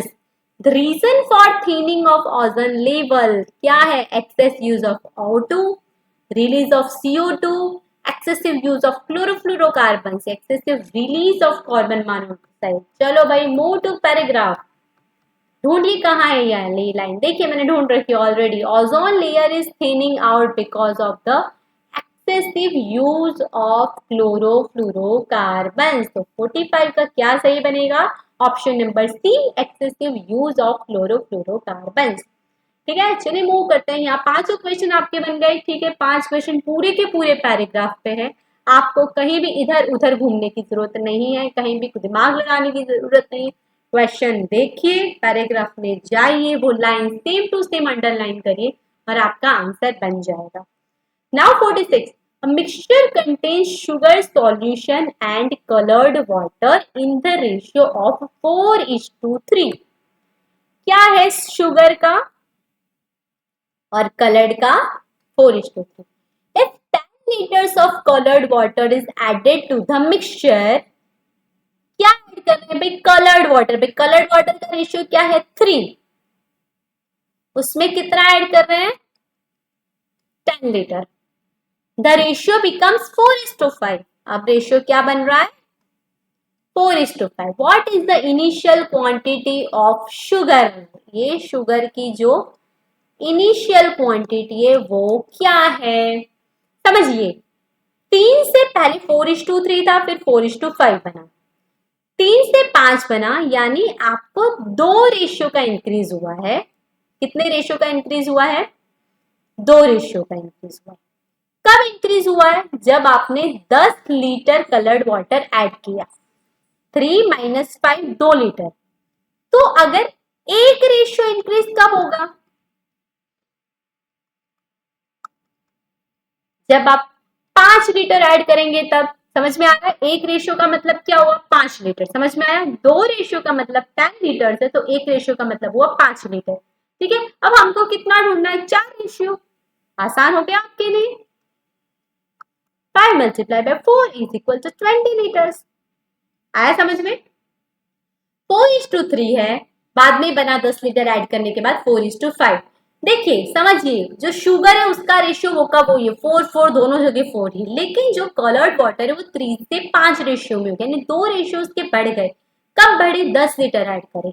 10 litre add करें तो दो बढ़े, तो कितना लीटर ऐड करेंगे तो एक रेशियो बढ़ेगा, क्योंकि एक रेशियो हमको फाउंड करना है, उसकी वजह से हम 4 रेशियो फाइंड इट आउट कर पाएंगे। ठीक है, तो इस तरह से 5 मल्टीप्लाई बाय 4 20 आपका आंसर बनेगा। इधर मैंने सॉल्यूशन भी आपको लिख के प्रोवाइड कर दिया, आप उसे फॉलो कर सकते हैं। Now 47, three friends at P, Q and R started a business, each investing rupees 10,000. After 5 months भाई हर एक बंदा 10-10 हजार रुपए इन्वेस्ट कर रहा है। 5 महीने के बाद P विड्रॉज रुपीज 3,000। P ने 3,000 विड्रॉ कर दिए। Q withdraws 2,000 and R invested 3,000 मोर। भाई R स्मार्ट निकला, उसने 3,000 और इन्वेस्ट कर दिए।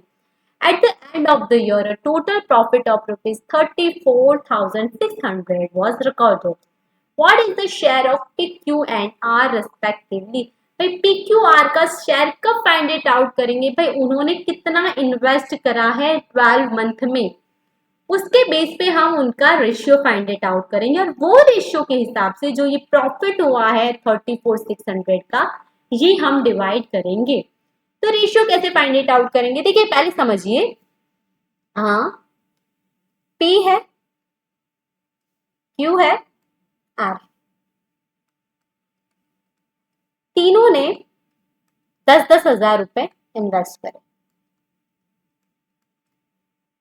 अब ध्यान से समझिए, पहले ने 10,000, 5 महीने बाद उसने 3,000 रुपए विड्रॉ कर ली, तो जो वो 10,000 रुपए कितने महीने के लिए हुए? समझिए, 5 महीने बाद 3 हुए।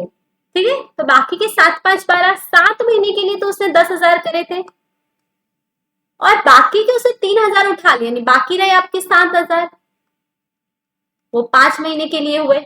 आई बात समझ में? 7 महीने के लिए उसने 10,000 रखे और बाकी के 7,000 5 महीने के लिए हुए। आई समझ में? देखिए इधर मैंने सॉल्व कर रखा है, सॉरी 7 ईयर्स के लिए। 10,000 उसने 5 महीने के लिए, और बाकी के जो 7,000 है वो 7 ईयर्स के लिए, क्योंकि उसके बाद उसके पास 7 ईयर्स के लिए सिर्फ 7,000 ही रहे। पहले उसके पास 10,000 थे, फिर सिर्फ 7,000 रहे। तो 10,000 मल्टीप्लाई बाय 5 50,000, और इधर 49,000, टोटल हुआ 99,000। पहले 10,000 थे 5 महीने के लिए, फिर उसने 2,000 विड्रॉ कर दिया, यानी बाकी के मंथ के लिए बचे 8,000 रुपए। तो 7,000 रुपए 7 ईयर्स के लिए 8,000 रुपए रहे। तो 50,000, 10,000 मल्टीप्लाई बाय 5 50,000, और 8,000 मल्टीप्लाई बाय 7 56,000, दोनों को प्लस करेंगे तो 1,06,000। ठीक है, आर का इन्वेस्टमेंट इसी तरह से फाउंड करेंगे। 10,000 5 महीने 5 साल के लिए, सॉरी 5 मंथ के लिए, सॉरी तो ये मंथ आएगा, यहाँ जहां पर भी ईयर्स लिखा है मंथ आएगा, और बाकी के 13,000 है वो 7 मंथ्स के लिए। तो 91,000, 1,41,000 आया। अब इनके हिसाब से आप रेशियो फाइंड करेंगे। 99:106:141, टोटल इसके अमाउंट है 346 अगर क्राइटेरिया है, तो एक के लिए कितना होगा? 100। 99 को 100 से मल्टीप्लाई करिए, 106 को 100 से मल्टीप्लाई करिए, 141 को 100 से मल्टीप्लाई करिए। इस तरह से 9900, 10600, 14100, इस तरह से आप अमाउंट रिस्पेक्टिवली डिवाइड होगी। ठीक है, समझ में आ रहा है क्या बोल रही हूँ मैं? सबसे पहले जो योर्स है वो योर्स नहीं, ये मंथ है, ये आप थोड़ा इधर से सही कर लीजिएगा। सबसे पहले 10,000 5 महीने के लिए, फिर जितने उठा लिया नहीं बचे सिर्फ 7,000, क्योंकि बचे सिर्फ 8,000, आर ने इन्वेस्ट करे तो उसके 13,000।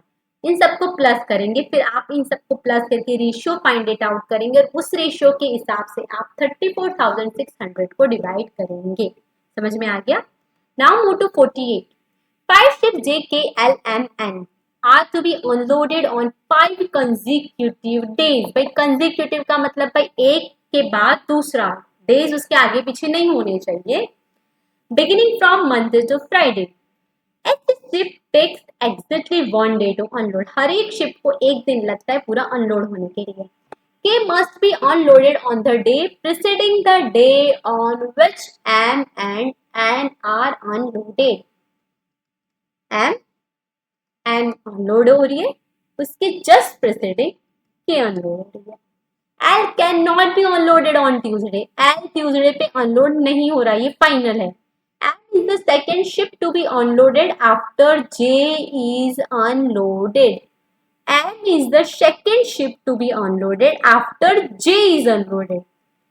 J unloaded है, उसके बाद सेकेंड शिप M अनलोडेड है. ठीक है, अनलोड. चलो ये 3 क्राइटेरिया. तो अब L को कहाँ रखेंगे भैया? नीचे रखेंगे. चलो M कब वाला? M is unloaded on Friday. भाई M फ्राइडे पे, तो ये फ्राइडे, तो ये क्या आएगा? सैटरडे. नहीं नहीं नहीं भाई, मंडे टू फ्राइडे, ये तो ये मंडे आ जाएगा, ये ट्यूसडे आ जाएगा. पर हमें तो बोला हुआ है कि L is not unloaded on Tuesday. तो अब क्या बनाएंगे भाई? पॉसिबल सॉल्यूशन क्या होगा? इस तरह से कि must be unloaded on M और N से प्रेसिडिंग. तो L को हम यहाँ बीच में ले आएंगे, तब जाके कुछ हमारा सॉल्यूशन बनेगा. तब हमारा बनेगा M Friday, L Monday, N Tuesday और J वेडनेसडे. और इस तरह से जब ऑप्शन को देखेंगे तो इसमें बोला है J is unloaded on Wednesday. तो ये आपका करेक्ट आंसर बन रहा है कि J वेडनेसडे को अनलोड हो रहा है. ठीक है, समझ में आ रहा है? ऐसे क्वेश्चन को आप बार बार थोड़ा पॉसिबल सॉल्यूशन आगे पीछे करेंगे तो जो ऑप्शन के हिसाब से करेक्ट आंसर आपको मिल जाएगा. नाउ 49 इस प्लस मीन्स मल्टीप्लीकेशन. जहां जहां प्लस है वहां मल्टीप्लीकेशन की साइन लगा दीजिए. माइनस मीन्स प्लस, जहां माइनस है उसको प्लस बना दीजिए. मल्टीप्लीकेशन मीन्स डिविजन, जहां भी मल्टीप्लीकेशन है डिविजन लगा लीजिए. And division means minus, division है वह minus then the value of the. ऐसे इक्वेशन में हमेशा समझिए आप डायरेक्ट यहां से 6 प्लस 9 करेंगे. 6 प्लस 9 15, 15 8 जा मल्टीप्लीकेशन की साइन है ना, 15 8 जा 120, 120 मल्टीप्लाई बाय 3 360 और minus 20, sorry 120 divide by 3, sorry divide by 3 60 और 60 में से 20 बात करेंगे तो 40. अगर आप इस तरह से डायरेक्ट क्वेश्चन सॉल्व करेंगे तो कभी आपका आंसर नहीं बनेगा. हमेशा आपको रूल याद रखना है, सबसे पहले आपको डिवीजन का सॉल्यूशन लाना है, फिर मल्टीप्लीकेशन का सॉल्यूशन लाना है, फिर प्लस और फिर माइनस. ये रूल है, आपको हमेशा डिवीजन, मल्टीप्लिकेशन, एडिशन, सब्ट्रैक्शन इसी रो में लाना है.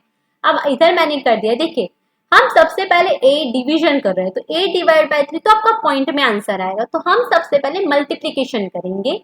9 मल्टीप्लाई बाय 8, 72 आंसर आया. अब हम डिवीजन करेंगे. 72 डिवाइड बाय 3, 24 आंसर आया. फिर डिवीजन के बाद हमें प्लस करना है. 24 प्लस 6 यानी 30, और 30 में से हम माइनस 20 करेंगे तो 10 आंसर आएंगे. समझ रहे हैं? जब भी आपको कभी ऐसा क्वेश्चन पूछे तो हमेशा पॉसिबल सॉल्यूशन आप पहले डिवीजन, फिर मल्टीप्लिकेशन, फिर एडिशन, फिर सब्सट्रैक्शन इसी रो में अगर आप करेंगे, क्योंकि ये रूल है आपके समेशन का, तो ही आपका आंसर बनेगा. ठीक है, तो इस तरह से फॉलो करेंगे तो ये 10 आपका आंसर बन रहा है. और आज के इस शिफ्ट का सबसे last question, 3 positions of the same dice are given below. 3 position दिए डाइस की. Which number will come in the place of X. कहाँ है एक्स? ये रहा. इसकी क्या वैल्यू है? देखिए ये डाइस है, इधर 1 है, 3 है, 6 है, तो इधर क्या होगा? देखिए इधर 1 है तो इधर पीछे 2 होगा, इधर 3 है तो इधर पीछे 4 होगा, और इधर 4 है तो इधर पीछे 5 होगा. आई समझ में बात? 3 साइड ये रखी तो बाकी की 3 साइड डाइस आप पता लगा सकते हैं. 1 के पीछे 2, फिर 3, फिर 4, फिर 5. अब हमें क्या दे रखा है? ये डाइस को ऐसे दे रखा है 3 4 5। देखिए दूसरा डाइस ऐसे 3 4 5, 3 4 5। तीसरा डाइस कैसे होगा समझिए, 4 x और 2, क्या आएगा, 4 है, x है, 2 है, तो x की जगह पे क्या आएगा, 5। आया समझ में, कैसे करा, 3 4 5, बाद में 4 5 2, इस तरह से जो हमारे x की वैल्यू वो 5 होगी। आई समझ में बात, 1 2 3 4 5 6, इधर हमको 3 4 5 इस तरह से, और 4 5 6 इस तरह से आपका जो सर्कल है वो डाइस के हर एक साइड को कवर कर रखा है। Again it is analytical ability. आप अपनी जितनी आपके स्मार्ट वर्क यूज करेंगे उस हिसाब से आपके क्वेश्चन आसानी से सॉल्व करेंगे। और ये कब होगा, ज्यादा से ज्यादा प्रैक्टिस करने से।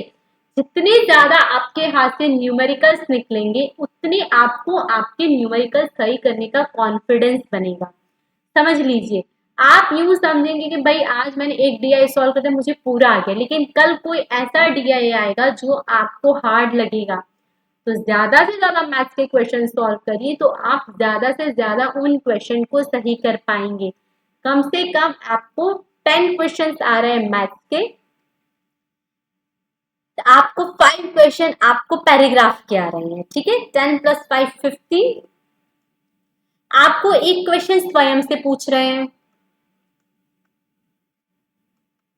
16। एक क्वेश्चन आपको जो कम्युनिकेशन में क्रोनेमिक्स और इन सब से पूछ रहे हैं, जो स्पेस होता है, तो यूज ऑफ कम्युनिकेशन।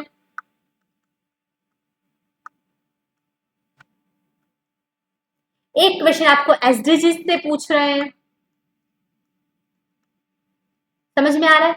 एक क्वेश्चन आपको जो कम्युनिकेशन में एनकोडर डिकोडर है उससे पूछ रहे हैं।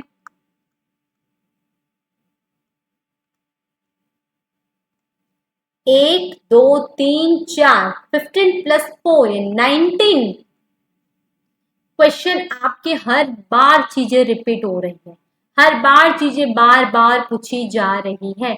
इन क्वेश्चन को हो सके उतनी बार क्वेश्चन प्रैक्टिस करेंगे तो 30 में से 20 क्वेश्चन आपके लास्ट 3 साल के पेपर से ही बन रहे हैं। समझिए कितने प्रीवियस ईयर क्वेश्चंस करना जरूरी है। इससे आपको पता चल रही है कि आप कहाँ स्टैंड कर रहे हैं। चीजें रिपीट हो रही है, उस रिपीटेड चीजों को बार बार दिमाग में क्लिक करिए, उनमें से क्वेश्चन गलत नहीं बनना चाहिए, किसी भी हाल में नहीं बनना चाहिए। टीचिंग का भी 2 क्वेश्चंस तो ऐसे ही बनते हैं जो आपकी एनालिटिकल एबिलिटीज हैं। भाई क्या चीज आपको अवॉइड करनी चाहिए, हायर एजुकेशन में क्या चीज आपको अवॉइड करनी चाहिए, आप क्या चीज कम यूज कर रहे हो, ये सारी चीजें आपकी थिंकिंग एबिलिटीज पे आती है। तो ये क्वेश्चन भी आपके आसानी से बन रहे हैं। 20 से 22 क्वेश्चन आप अगर 3 साल के पेपर से कर पा रहे हो तो इसका मतलब आप अच्छे ट्रैक पर हो। समझिए जितने ज्यादा क्वेश्चन प्रैक्टिस आप आपके हाथ से निकालोगे उतने ज्यादा आपको कॉन्फिडेंस बढ़ेगा। ठीक है, तो ये आपके पेपर्स मेरे सॉल्यूशन प्रोवाइड करने का मतलब यही है। कंसेप्ट आप हर जगह से कर लोगे, बहुत सारे जगह कंसेप्ट अवेलेबल है, किताबों में भर भर के कंसेप्ट दे रखे हैं, लेकिन प्रीवियस ईयर क्वेश्चंस अगर आपको कहीं मिल रहे हैं तो प्लीज उसको करिए अच्छे से, उसको समझिए। जिस साइड में बहुत ज्यादा दिन नहीं है, आज 31 अगस्त हो गई है, 31 जुलाई हो गई है, कल से 1 अगस्त हो जाएगी। 1 अगस्त से आपके अगर 28 नवंबर को भी एग्जाम है तो बस 4 महीने के भी अंदर दिन चले गए आपके। ठीक है, समझ रहे हैं, रोज आपके दिन कम से कम होते जा रहे हैं, आपका टाइम इसमें ही चला जाएगा, भाई आज ये आज ये आज ये। प्लीज फॉलो दी रूल्स, आप अच्छे से प्रैक्टिस करिए, कंसेप्ट करिए, अगर अभी नहीं तो कभी नहीं। आपको लग रहा है इस साल नहीं देंगे तो अगली साल दे देंगे, भाई अपॉर्चुनिटीज आपको बार बार नहीं मिलती है। बी सीरियस, कभी ना कभी आपको एक एग्जाम से आपको हट जाना है, अब उस एग्जाम को आप क्लियर करके आपको आपकी जो क्वालिफिकेशन में उसमें एक स्टैंडर्ड ऐड करना है। तो प्लीज इस जो जीसेट के एग्जाम है उसे सीरियस लीजिए। आपको असिस्टेंट प्रोफेसर पीएचडी में एनरोलमेंट लेना, इन सब के लिए जीसेट की एग्जाम बहुत यूजफुल होती है। आपको एक वे मिलेगा आगे क्या करना है उसके लिए। तो प्लीज आज जो मैंने जो 50 क्वेश्चंस आपको बताए हैं वो आप अच्छे से लर्न कीजिए। ये मेरा टेलीग्राम चैनल है, इसे फॉलो करिए, वहां पर मैं सारी की सारी पीडीएफ फाइल्स और जो इम्पोर्टेंट यूट्यूब की जो लिंक्स है वो प्रोवाइड करती हूँ, जिसमें आप आसानी से आप पीडीएफ फाइल से सॉल्यूशन कर सकते हैं। और प्लीज अगर आपको लग रहा है कि मेरी चैनल से आपको कहीं ना कहीं कुछ यूजफुल इन्फॉर्मेशन मिल रही है या आपकी एग्जाम की प्रिपरेशन में बेटर हेल्प मिल रही है, तो please do like and share and subscribe commerce by Komal. तब तक मिलते हैं नेक्स्ट वीडियो में। Thank you so much.